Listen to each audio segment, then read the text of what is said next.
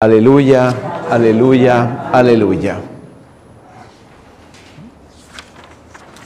O Senhor esteja convosco. Ele está no meio de nós. Proclamação do Evangelho de Jesus Cristo, segundo João. Glória a vós, Senhor. Ao anoitecer daquele dia, o primeiro da semana, estando fechadas por medo dos judeus as portas do lugar onde os discípulos se encontravam, Jesus entrou e, pondo-se no meio deles, disse: A paz esteja convosco. Depois dessas palavras, mostrou-lhes as mãos e o lado. Então, os discípulos se alegraram por verem o Senhor. Novamente Jesus disse: A paz esteja convosco. Como o Pai me enviou, também eu vos envio. E depois de ter dito isto, soprou sobre eles e disse: Recebei o Espírito Santo. A quem perdoardes os pecados, eles lhes serão perdoados. A quem não os perdoardes, eles lhes serão retidos. Tomé, chamado Dídimo, que era um dos 12, não estava com ele quando Jesus veio. Os outros discípulos contaram-me depois: Vimos o Senhor. Mas Tomé disse-lhes: Se eu não vir a marca dos pregos em suas mãos, se eu não puser o dedo nas marcas dos pregos, e não puser a mão no seu lado, não acreditarei. 8 dias depois, encontravam-se os discípulos novamente reunidos em casa e Tomé estava com eles. Estando fechadas as portas, Jesus entrou, pôs-se no meio deles e disse: A paz esteja convosco. Depois disse a Tomé: Põe o teu dedo aqui e olha as minhas mãos. Estende a tua mão e coloca-a no meu lado. E não sejas incrédulo, mas fiel. Tomé respondeu: Meu Senhor e meu Deus. Jesus lhe disse: Acreditaste porque me viste? Bem-aventurados os que creram sem terem visto. Jesus realizou muitos outros sinais diante dos discípulos que não estão escritos neste livro, mas estes foram escritos para que acrediteis que Jesus é o Cristo, o Filho de Deus, e para que, crendo, tenhais vida em seu nome. Palavra da salvação.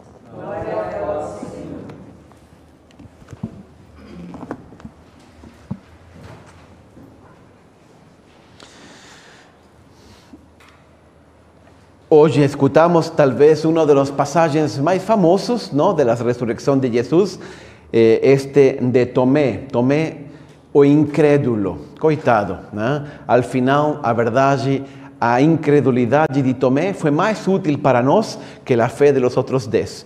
E também não sabemos se os outros eram mais crentes que Tomé, porque eles viram Jesus, então tinham coisas que Tomé não tinha para acreditar. Mas é interessante, esse evangelho tem muitos detalhes, tem muitas coisas, mas uma das coisas que a mim me chama a atenção e eu queria comentar com vocês hoje é essa necessidade de prova que tem Tomé. Tomé ele não é um homem facilmente sugestionável, a verdade nenhum deles, não é um homem dado a fantasias, não é uma pessoa que vai ter, sei lá, alucinações, ele quer ver, ele quer tocar, ele quer meter seu dedo, quer tocar, meter sua mão no lado de Jesus. E o mais belo de tudo é que Jesus não se escandaliza com isso. Jesus sabe que nossa fé necessita também de provas. Sabe, dentro da Igreja Católica, nós temos uma coisa, às vezes, as pessoas que estão fora, não, pensam da fé, especialmente en los 70, en los 80, los 90, veio uma corrente de ateísmo muito forte no mundo que ridiculizava muito a fé. A fé é uma espécie de superstição. A fé é uma espécie de crença infantil. Não? Nós que já somos conhecedores da ciência, nós que somos e que enfrentamos a realidade com coragem, sabemos que a vida é absurda, mas mesmo assim olhamos para frente e lutamos nesta vida, etc, etc. Eles veem a fé como uma coisa meio absurda, meio infantil, meio supersticiosa. E não é. Não é. A razão e a fé dentro da doutrina católica vão sempre juntas. Tem coisas que são infrarracionais.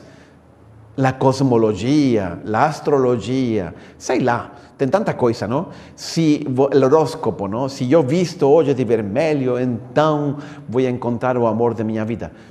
En fin, no sé si eso va a ser así. Si Venus y Júpiter están alineados, entonces el negocio va a dar certo. Essas coisas não são racionais. Agora, a fé não pertence a esse grupo de coisas. A fé pertence a coisas que estão além da razão. É o lado, se você me permite, é o lado oscuro da razão. Não porque elas sejam irracionais, mas porque nossa razão e nossa percepção não conseguem entender. E Jesus sabe disso. E como digo, Ele não se escandaliza. Você quer uma prova? Eu vou te dar.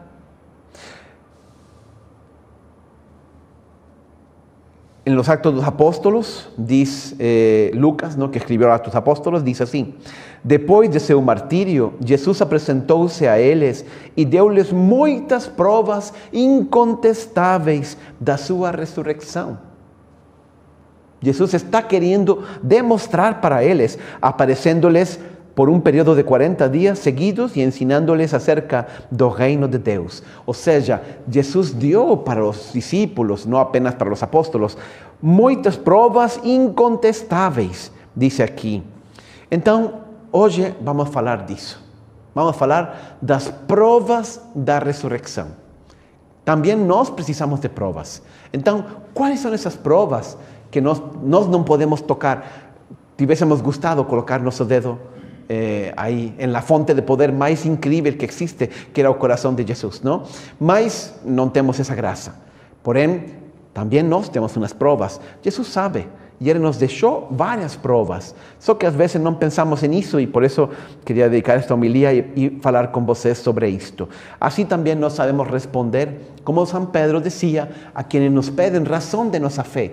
Pedro dice na sua carta: reverenciai a Cristo como Senhor em vosso coração, estando sempre preparados para responder a qualquer pessoa que vos questionar quanto à esperança que há em vós. Ou seja, se me perguntam por que eu acredito, eu tenho uma resposta.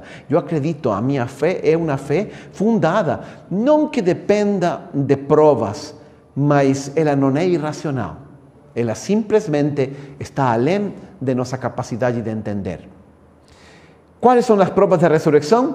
3. Eu hoje trouxe 3. A primeira é os testemunhos da ressurreição. Os testemunhos, quero dizer, as pessoas que viram Jesus e passaram esse testemunho. Em um julgamento, quando 3 pessoas quando 3 testemunhas coincidem, são convergentes, falam uma coisa e todos são coerentes, então o juiz pode considerar isso uma prova.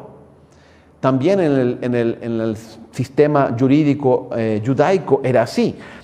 E no caso de Jesus, não foram 1, 2 ou 3, foram centenas de pessoas.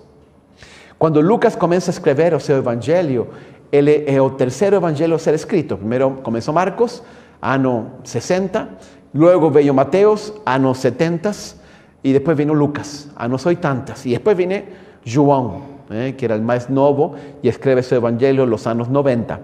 Pois bem, Lucas começa com estas palavras: querido Teófilo, é como se fosse uma carta.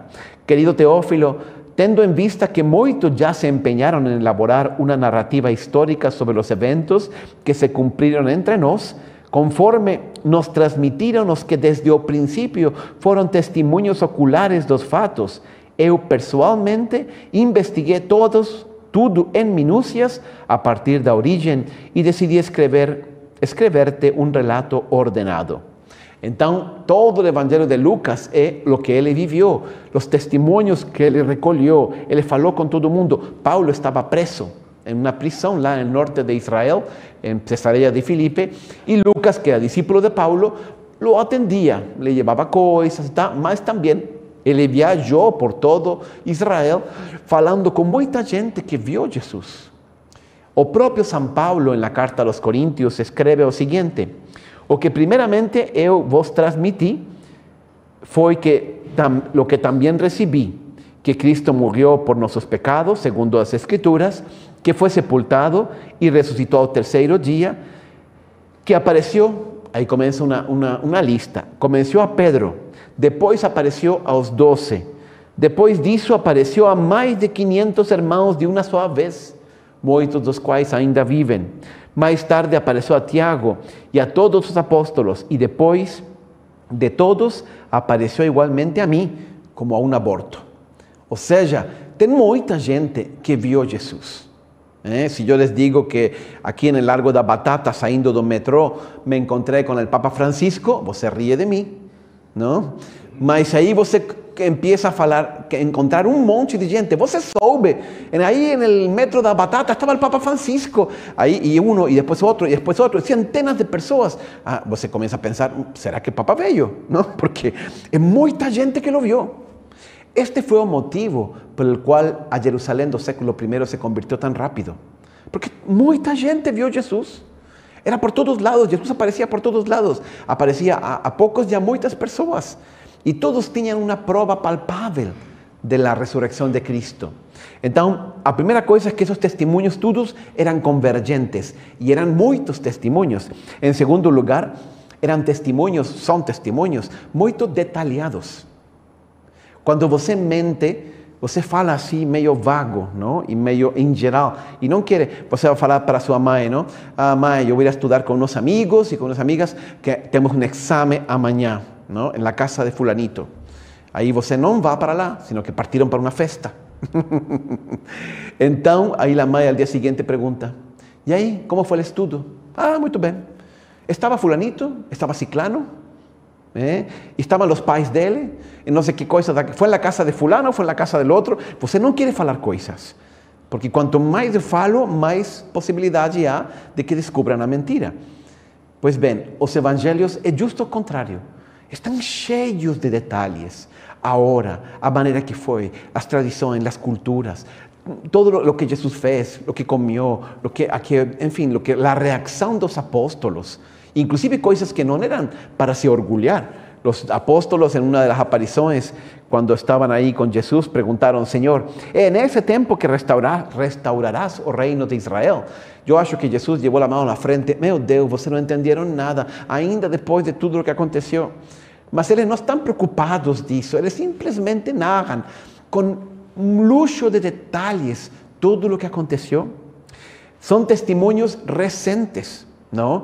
Se eu falo, sei lá, da Segunda Guerra Mundial, com facilidade eu posso cometer um erro, eu não vivi isso, enfim, faz muito tempo já, não lembro bem, mas se eu falo de algo que aconteceu ontem, se eu falo de algo que aconteceu, que foi muito importante, que aconteceu 10 anos atrás, eu lembro perfeitamente, ou pelo menos em grandes traços, não?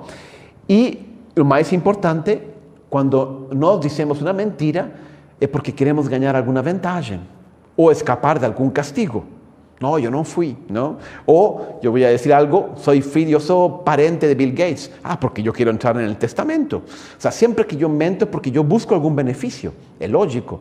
Pois estes apóstolos não ganharam nada. Pelo testemunho que eles deram, foram perseguidos, foram expulsos del povo de Israel, foram martirizados um tras outro. Todos morreram por esse testemunho. Nada ganharam com isso, só problemas, dificuldade, sofrimento e morte. Se eles mantiveram firme esse testemunho até derramar o sangue, é porque eles estavam profundamente convencidos de lo que diziam. Então, a primeira prova da ressurreição são os próprios testemunhos convergentes de muita gente que deu a sua vida por isso. Em segundo lugar, e este é o segundo argumento, a conversão dos apóstolos é também um argumento. Desde o ponto de vista psicológico, nada explica essa mudança tão grande dos apóstolos. Que foi o que Jesus falou quando apareceu aos apóstolos? A paz esteja convosco. Por quê? Porque os apóstolos estavam mortos de medos. Imagina, mataram Jesus, não respeitaram ele que fazia milagres, que falava, que era capaz de enfrentar os fariseus com uma coragem, com uma firmeza, e não respeitaram ele. Pegaram ele à noite, lo condenaram à morte, lo crucificaram, lo mataram. Agora eles vão a respeitar a gente. Estou pensando no lugar dos apóstolos, não? Isso é lógico que eles tinham muito medo, eles não poderiam enfrentar ao povo de Israel, não poderiam enfrentar ao Império Romano. Eles devem ter pensado, se Jesus não nos defendeu, ou nem se defendeu ele mesmo quando vivia, será que agora que está morto ele nos vai defender? Como vamos a levar para frente esta missão que ele nos mandou, se nem ele mesmo conseguiu? E além disso, eles estão completamente decepcionados, desilusionados, desanimados. Eles tinham criado tantas esperanças. Eu deixei minha cidade, minha família, a barca, o trabalho, todas as minhas amizades. Por quê? Porque acreditei em Jesus. Acreditei que Ele era o Messias. O seguimos. Estamos aqui em Jerusalém, em um lugar estranho. E agora, meu Deus, tudo isso explodiu em 1000 pedaços. O que vamos fazer agora? Voltar, depois de todas estas grandes maravilhas que nós vimos e de todo o que nós escutamos, o que vamos fazer? Voltar aí a pescar em Galileia? Imagina! Assim estavam os apóstolos, completamente desanimados. E algo acontece 3 dias depois da morte de Jesus, e esses homens viram justamente o contrário, de homens rudes, incultos, despreparados, desanimados, decepcionados, temerosos, eles viram apóstolos, campeones do cristianismo. No van a temer ninguém, van a enfrentar los sacerdotes, van a enfrentar los emperadores y los gobernadores, van a levar, eles que nunca saíram de Galileia, de pronto van pelo mundo inteiro levando a mensagem de Jesus, até o ponto de converter o mundo inteiro, e eles mesmos se entregar e morrer por essa certeza e essa convicção. Aí a pergunta que surge é: o que foi que aconteceu? Ok, mas não foi foram todos eles. Ah, padre, alguns dizem assim, alucinação. Eles tinham tanta dor da perda de Jesus, era tão intenso o desejo que eles tinham de ver essa pessoa que tinha falecido, que aí eles imaginaram ter visto Jesus vivo. Isso aconteceu também com a minha mãe, quando o seu pai faleceu. Ele imaginou ter visto meu pai. Então, alucinações acontecem, mas uma alucinação, tudo bem, uma lembrança vaga. Aqui não estamos falando disso. Estamos falando de uma alucinação coletiva. Isso não está no dicionário de psiquiatria. Não existe. Uma pessoa pode ter uma alucinação, não centenas delas. Aliás, insisto, se eles morrem por Cristo, não é por uma lembrança vaga, não é por um pensamento, um sentimento, porque eu tenho um palpite. Não. Eles têm uma certeza absoluta. Então, a conversão, essa mudança tão drástica de los apóstolos é um grande mistério e não se explica senão pela ressurreição. Mais ainda, Paulo é o paradigma perfeito. Os apóstolos até poderíamos pensar que desejavam muito voltar a ver a Jesus, mas Paulo perseguia a Jesus, Paulo perseguia a los cristãos, Paulo levava a los cristãos a la prisão, los torturava até que renegassem de Cristo, porque aquilo lhe parecia a maior heresia que podia existir. E de pronto Paulo encontra Jesus e como quem dispara uma bala, de pronto a bala muda de direção e se dirige contra o próprio artilheiro. Assim foi Paulo. Iba a Damasco para prender cristãos. Aí se encontra com Jesus e vira o maior dos apóstolos, que vai expandir a sua mensagem por toda a Europa e colocar as bases de toda a cultura cristiana ocidental. Como foi possível que Paulo mudasse tanto? A única explicação que existe é a ressurreição. E existe uma terceira prova. E esta prova é mais moderna. É uma prova, eu acho, para nós, homens do século XXI. E estou pensando no sudário de Turim. Vocês sabem que em Turim, em uma igreja, tem um lenço de 4 metros, que tem a imagem estampada. Não sabemos como está, mas é uma imagem de um homem, não sabemos quem é, mas é um homem que foi terrivelmente torturado, flagelado, crucificado, e está aí, impreso nesse lenço de 4 metros, frente e dorso. Se você vai ao Evangelho, você encontra a seguinte frase de João. João era testemunha ocular de todo o que aconteceu. Tomaram, pois, disse João, o corpo de Jesus e o envolveram em panos de linho com as especiarias, como os judeus costumavam fazer na preparação para a sepultura. No lugar onde Jesus foi crucificado havia um jardim, e nesse jardim um sepulcro novo. Ali, por estar perto, puseram a Jesus. Então, eles envolveram Jesus em um pano. Primeira coisa que nós sabemos desse pano, desse lenço, não sei como chamar, do sudário de Turim. Ele é do século I. Ten testemunhos é um lenço muito curioso porque tem o frente, o frontal e o, como se fala, e dorsal, não, de uma imagem de um homem que foi torturado, como digo, crucificado. E esse testemunho desse lenço tem peregrinos, século I, século II, século III, que viram ele. Não, eu estive lá em Jerusalém, eu consegui ver com meus olhos o lenço. Falam disso. Em Odessa tem um fresco, século III, IV, um fresco que o lenço foi levado ao rei de Odessa. Odessa fica na Ucrânia.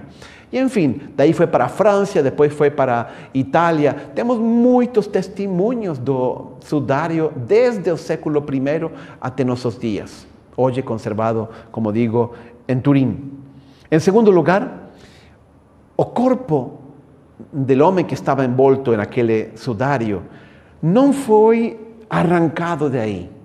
Não foi, porque, o que acontece? Se eu tenho um corpo de alguém que está todo ensanguentado, e eu lo envolvo com um pano e lo deixo em um sepulcro 3 dias, o que acontece é que o sangue seca e coagula. Quando eu arranco o corpo, a sangue cola com o tecido e então rasga.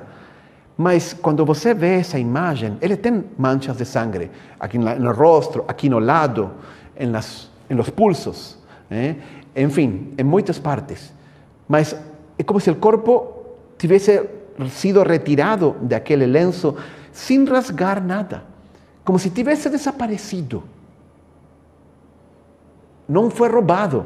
Não faz sentido que um ladrão vá roubar o corpo de Jesus e tire o lenço, aliás, com pressa, porque estão roubando, não?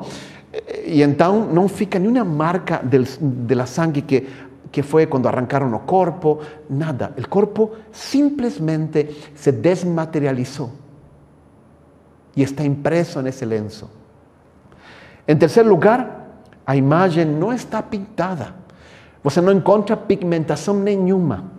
Não é que alguém com um pincel passou aí e pintou alguma coisa. Não.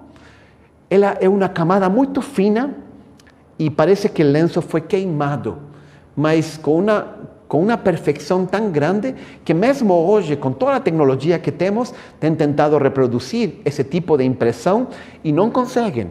É uma queimada muito tênue, uma camada muito fina, que tem diversas tonalidades, porque como o corpo estava envolto em um lenço, aquelas partes do lenço que estavam em contato com o corpo ficaram mais escuras e aquelas que estavam mais longe ficaram menos escuras, criando uma espécie de profundidade na imagem, uma tridimensionalidade. O corpo, como digo, não está pintado, ele está queimado. Como se o corpo, insisto, tivesse de pronto desmaterializado e emitido uma forte radiação que imprimiu a imagem nesse lenço. E aqui, em quarto lugar, em 1898, recentemente, quando inventamos a fotografia, um fotógrafo italiano que se chamava Segundo Pia foi autorizado para tirar a primeira fotografia do sudário. Quando ele tirou a fotografia e foi a revelar, não lembram? Não estou falando digital, não? Aquelas coisas antigas, não? Então, ele foi aí à câmara escura para revelar a fotografia e, oh sorpresa, quando ele viu o negativo da foto, percebeu que era o positivo. Quando você faz uma foto, um negativo de um negativo, o resultado é um positivo. Pois bem, quando ele fez o negativo do sudário, se deu conta de que a imagem do sudário é realmente um negativo. Exatamente como aconteceria se um volume de pronto imprime essa imagem no lenço. E nessa época, no século I, não se havia inventado ainda a fotografia, e muito menos o negativo. E quando se vê o positivo da imagem do sudário, se descobrem um monte de outros e novos detalhes que antes não se percebiam. Por exemplo, que a ferida de los pregos não está aqui na mão, como todos os artistas lo representavam, mas nos pulsos. A quantidade de chicotadas, é possível até contá-las. É o tipo de chicotadas que usavam os romanos para a flagelação. E assim por diante. Esse sudário é um testemunho vivo da ressurreição de Cristo. Insisto, eu não posso assegurar con absoluta certeza que o homem daquele sudário era Jesus, porque não tinha um teste de ADN para compará-lo com o sangue, não, del sudário. Mas essa foi uma imagem que ele nos deixou precisamente para que aqueles que querem acreditar possam acreditar. Quando eu vou a Terra Santa, esperamos que algum dia possamos voltar, eu sempre levo os peregrinos a um museu, que é o Museu do Santo Sudário. E aí há um artista italiano que precisamente em base ao sudário reconstruyó y también en base a todas las diversas tonalidades y a la imagen, reconstruyó una imagen tridimensional de Jesús. Es una escultura. Jesús tiene más o menos 1,79 m, 1,78 m, quase 1,80 m. Mas o más impresionante es que el cuerpo de Jesús no es el cuerpo relajado, aquel rígido da morte. No, él está en tensión. Aquela imagem impressa não é a de um homem morto, é a de um homem que está levantándose, está começando a levantar-se. E ele, quando reproduziu a imagem, você vê, ele tem as costas levemente levantadas. E pronto. Nós sabemos, como digo, entrem na internet, tem muitos outros estudos feitos sobre este sudário, mas é um verdadeiro testemunho que ficou para nós, homens do século XXI, que com tecnologia entendemos todas estas coisas do que aconteceu aquele domingo pela manhã. Temos esses três testemunhos. Por um lado, o testemunho de tanta gente que viu Jesus e que passou esse testemunho de geração em geração. Em segundo lugar, essa conversão misteriosa dos apóstolos, e não só deles. Todo o que veio depois é uma coisa incrível se Jesus não fosse Deus. Todo o que fez a igreja, milhares e milhões de homens e mulheres que viveram e morreram porque acreditavam em Cristo. Depois esse sudário como um testemunho vivo desse Jesus que ressuscitou. O túmulo, outra evidência que está ainda em Jerusalém. Muitos viram o corpo de Jesus ser depositado, aquela pedra rolar na entrada. E hoje o túmulo está vazio e milhões de pessoas la visitam todos os anos. ¿Por quê? Para falar-nos que Jesus ressuscitou. Se Jesus fosse um sábio, se Jesus fosse um líder, se ele fosse apenas um fundador da religião, não seria a mesma coisa, não seria importante. Mas se Jesus ressuscitou, ele é Deus. E ele confirma todo o que falou. Ele falou coisas muito ousadas quando vivia. Pois bem, com a ressurreição, ele confirma tudo isso. E ele nos assegura que se ele ressuscita e venceu a morte, também nós, acreditando em ele, um dia ressuscitaremos junto com ele. Que assim seja.